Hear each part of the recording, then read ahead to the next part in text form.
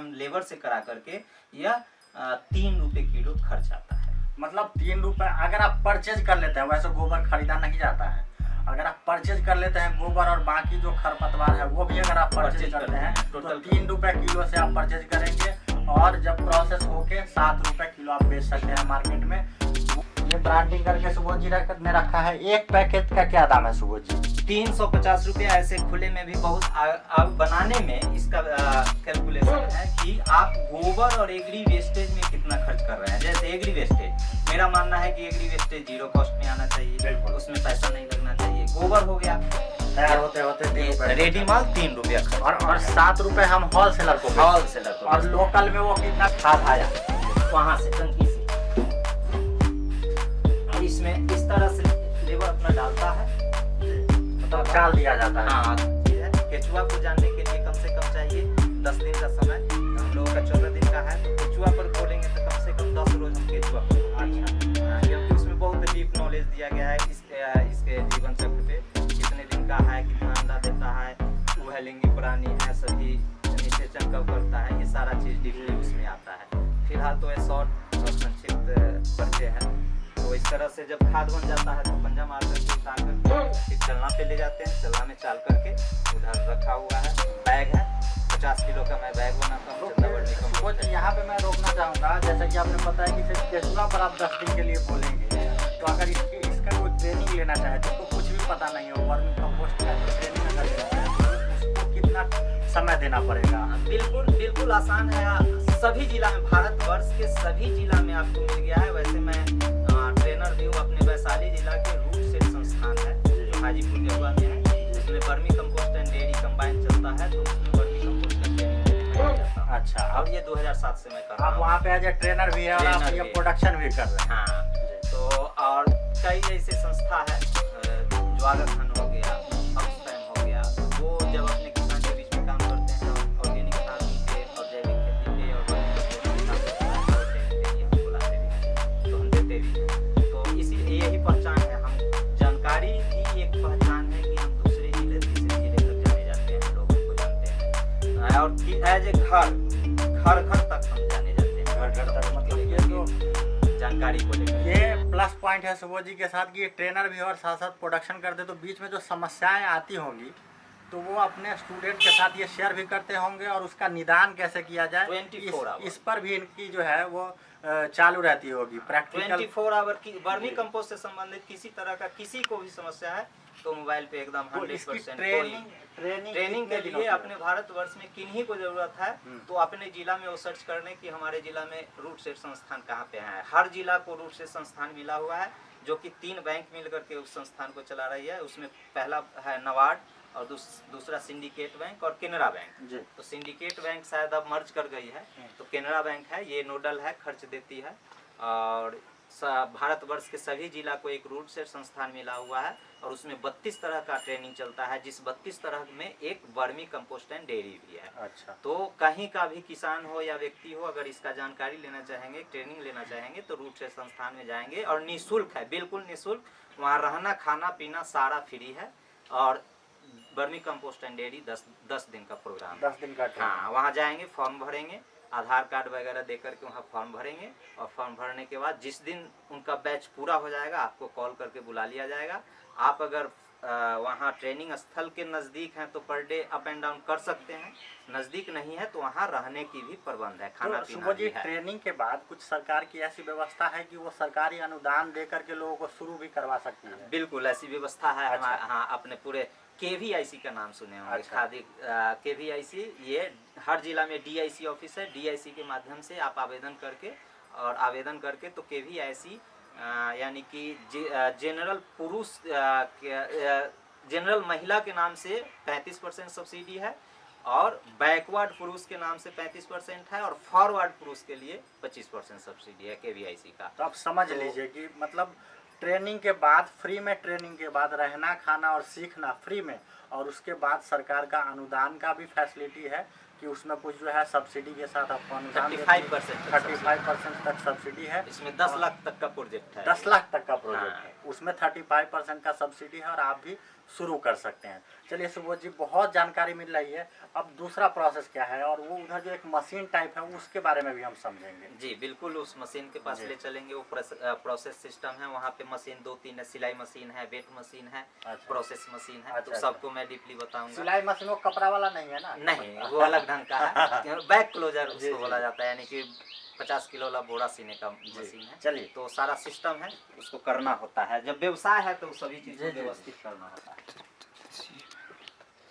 और इसमें पानी वगैरह भी आप छोड़ रहे हैं? हाँ, पानी 40% मॉइस्चर हमको मेंटेन करना है। अच्छा। तो इसमें पर डे पानी का बौछार नहीं देंगे। टुल्लू पंप से पाइप लगा हुआ है। जैसे हमको लगता है कि पानी का बौछार कम हो गया, टंकी में कम है, तो पानी का बौछार देते हैं। तो पानी मेंटेन रखने का मतलब है कि जैसा सुबोध जी ने ऐसा दबाया तो ड्रॉप गिर रहा है, इसका मतलब समझिए कि पानी सामान्य है और पानी मेंटेन है। लेकिन ड्रॉप अगर नहीं गिर रहा है तो आपको पानी मेंटेन रखना होगा, पानी का प्रबंध चाहिए। और ये पाइप, अच्छा सुबोध जी ये बताइए कि ये पाइप से जब आप छिड़काव करते हैं तो ऊपर से छिड़काव करते हैं या कंपोस्ट के अंदर से? नहीं, ऊपर से पूरा स्प्रे, फॉगर की तरह ऊपर से, फॉगर की तरह आपको स्प्रे करना होता है वाटर मेंटेनेंस के लिए। बस चलिए देखते हैं दूसरा चीज।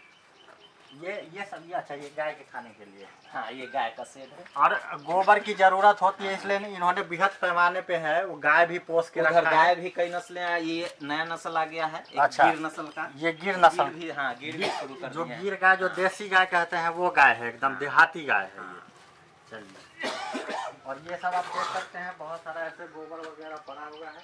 अच्छा सुबोध जी, एक और बात बताइए कि वर्मी कंपोस्ट बनाने के लिए गोबर की क्या गुणवत्ता होना चाहिए, और गोबर जो है वो कितने, जैसे गाय से जैसे ही वो अपशिष्ट होता है उसके बाद कितने दिनों के बाद वो गोबर वर्मी कंपोस्ट के लिए रेडी हो जाता है? जी, वर्मी कंपोस्ट बनाने में मैं तो भूल ही गया था। यह उत्तम प्रश्न है। कहने का मतलब है कि ये अगर मेंटेन न किया जाए तो केचुआ डैमेज हो जाएगा। ऐसा ही क्वेश्चन कर दिए हैं। जैसे वर्मी कंपोस्टिंग में गोबर को थोड़ा सा हमें देखना है कि गोबर में मीथेन गैस होता है, वो हीट कर जाता है। और केचुआ जो है वो ठंडे रक्त की प्राणी है, वो ठंडा पड़ जाती है। तो कोई भी चीज़, गोबर जब गर्म में डालेंगे तो वो मर जाएगा। तो उसके लिए हम लोग करते हैं कि 20 दिन से पुराना गोबर डालते हैं, 20 दिन से तैयार नया गोबर नहीं डालते हैं। 20 दिन से मतलब है कि 20 दिन के बाद का गोबर एक बार कटिंग करके फैला दीजिएगा, मीथेन गैस निकल जाएगा, तो फिर दोबारा हीट नहीं करता है। तो 20 दिन से पुराना और 60 दिन से नया, 60 दिन के बाद का गोबर वर्मी कंपोस्ट में इस्तेमाल नहीं करना चाहिए, क्योंकि 60 दिन पुरने के बाद गोबर अपने आप में कंपोस्ट बनने लगता है। अच्छा। तो जो कंपोस्ट बनने लगेगा वो हार्ड होने लगेगा, तो उसको केचुआ खाएगा नहीं। और जो केचुआ नहीं खाएगा तो वो खाद नहीं बना, उसी में 2 नंबर और 1 नंबर होता है। बिल्कुल। तो ये हमको ध्यान रखना है कि गोबर 20 दिन के बाद और 60 दिन से पहले वाला इस्तेमाल हो। और प्लस इसमें बचाना, वेस्टेज जो भी है चलेगा, सड़ने गलने वाला पदार्थ जो भी खरपतवार है चलेगा, लेकिन हाँ, मिट्टी और राख बचाना है गोबर से। अच्छा, राख नहीं डालना? राख नहीं। अच्छा। राख, ये केचुआ जो है ना, एक तरह से ऐसा पंडित है कि अगर गोबर के साथ मिट्टी अगर आ भी गया है तो चारों तरफ से घूम करके गोबर को खा जाएगा, मिट्टी को टच भी नहीं करेगा। अच्छा। और ये खाद के माध्यम से संयोग से अगर खेत में चला भी गया तो ये खाने के अभाव में डैमेज कर जाता है, यह मिट्टी नहीं खाता है। ये केचुआ जो है मिट्टी नहीं खाता है। तो ये समझने लायक बात है, जैसा कि सुबोध जी ने बताया। मैं एक बार फिर से रिपीट कर देता हूँ कि जैसे ही गाय से या घरेलू जानवर से जब गोबर आता है तो 20 दिन तक उसको यूज नहीं करना है वर्मी कंपोस्ट के लिए, और 60 दिन पुराना भी यूज नहीं करना है। और ये पैकेजिंग जो है, ये सुबोध जी क्या है, ये वर्मी कंपोस्ट का पैकेजिंग है क्या? हाँ, वर्मी कंपोस्ट का पैकेजिंग है। अच्छा, ये देख लीजिए वर्मी कंपोस्ट का ऐसा सुबोध जी पैकेजिंग कर देते हैं और फिर ये मार्केट में चला जाता है। ये ब्रांडिंग वगैरह भी किया है क्या सुबोध जी? ब्रांडिंग किया हुआ है, थोड़ा परच के रखा हुआ है, वो वहाँ प्रोसेस पर चलते हैं, बैग दिखा देते हैं। एक ब्रांडिंग हम देख लेते हैं सुबोध जी। चंदा वर्मी कंपोस्ट एक प्लट करके दिखाते हैं। ये नहीं है क्या? ना, ऊपर से एक प्लेन आ गया है। अच्छा, प्लेन होगा। हाँ, ये नीचे है। मतलब लगभग बढ़िया बिजनेस है, ब्रांडिंग वगैरह करके सुबोध जी ने रखा है कि फ्यूचर में अगर इसका मार्केट खूब बढ़िया हो जाता है तो सबसे पहले सुबोध जी जाने जाएंगे, है ना? जी, वर्मी कंपोस्ट में 3-4 जिला में अच्छे तरीके से जाने जाते हैं। मेरा ब्रांडिंग यही है। ये 50 किलो का पैकेट है। ये ब्रांडिंग करके सुबोध जी ने रखा है। एक पैकेट का क्या दाम है सुबोध जी? 350 रुपया। ऐसे खुले में भी बहुत से बेचने वाले भी, व्यवसाय करने वाले हमसे ले जाते हैं। तो और नर्सरी वाले भी ले जाते हैं। तो उन्होंने बोला कि अगर 350 में हम लाते ही हैं और उतना ही लिख दीजिएगा तो फिर हमें क्या होगा, तो इसलिए मैंने इस पर रेट जो है कुछ बढ़ा करके लिखा है। लेकिन 350 मार्केट ट्रिक है। नहीं तो 50 किलो का 350 रुपया ही लिया जाता है। मतलब 50 किलो का 350 रुपए है। मार्केट में खुले में वो किसी भी रेट में बिकता है, लेकिन सुबोध जी के यहाँ 350 रुपए का है। 350। सुबोध जी, हम थोड़ा सा इसका मैथ समझना चाहते हैं। 350 रुपए में अगर बेचते हैं आप, तो वो बनाने में कितना लागत लगता है? 350 यानी कि 7 रुपए किलो पड़ा, या 7 रुपए बनाने में। अब बनाने में इसका कैलकुलेशन है कि आप गोबर और एग्री वेस्टेज में कितना खर्च कर रहे हैं। जैसे एग्री वेस्टेज, मेरा मानना है कि एग्री वेस्टेज 0 कॉस्ट में आना चाहिए, उसमें पैसा नहीं लगना चाहिए। गोबर हो गया, जिनको अगर पशुधन अपना है 3, 4, 5 या बहुत से लोग खटाल खोले हुए हैं, तो जिनके पास पशु अपना है उनको गोबर का तो कॉस्ट क्या जोड़ा जाए, उनके लिए तो बेकार है।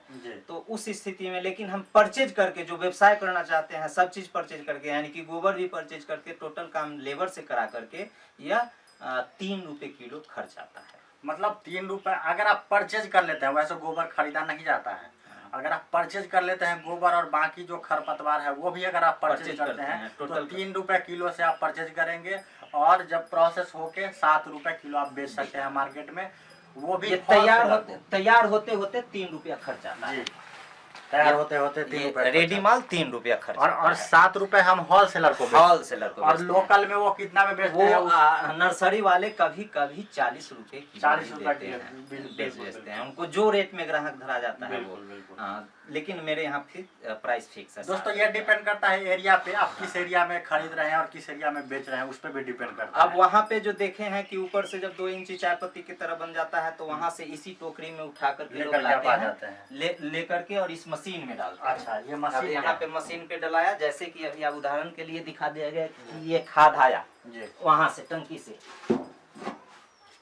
और इसमें इस तरह से लेबर अपना डालता है जी, मतलब चाल दिया जाता है। हाँ, चाल दिया जाता है। इससे हुआ क्या, जो गोबर में कहीं ना कहीं हमको मिट्टी या कंकर आ गया है, तो जो खाद बना हुआ है यहाँ गिर जाएगा, और जो खाद नहीं बना है वो उधर गिर जाएगा, उधर आउट होगा।